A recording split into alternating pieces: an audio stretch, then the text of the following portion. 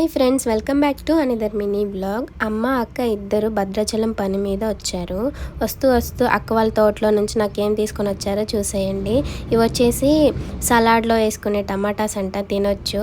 అలాగే దొండకాయలు, గోరుచిక్కుడుకాయలు, మామూలు చిక్కులు, పండు మిరపకాయలు, పచ్చిమిరపకాయలు, రెండు పెద్ద పెద్ద వాటర్ మెలన్స్ అయితే తీసుకొని వచ్చారు.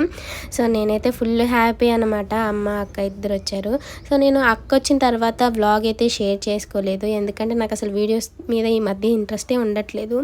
కానీ ఇంకా ఏం చేస్తాను చెప్పండి, ఖచ్చితంగా వీడియోస్ అయితే షేర్ చేసుకోవాలి. ఫొటోస్ చాలా పొడవుగా ఉన్నాయి, చాలా పెద్దగా ఉన్నాయి. నేను ఇంతకుముందు అక్క వాళ్ళ ఇంటి దగ్గర ఉన్నప్పుడు అవి పచ్చికాయలు, అప్పుడే వాటిని చెట్టు మీద చూస్తే భలే ఉన్నాయన్నమాట.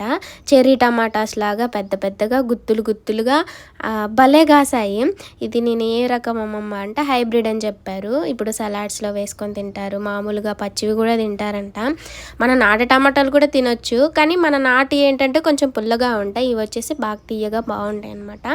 సో ఓకే నా ఫ్రెండ్స్, ఇంకా వీడియో అయితే నచ్చితే లైక్ చేయడం, షేర్ చేయడం మాత్రం మర్చిపోవద్దు.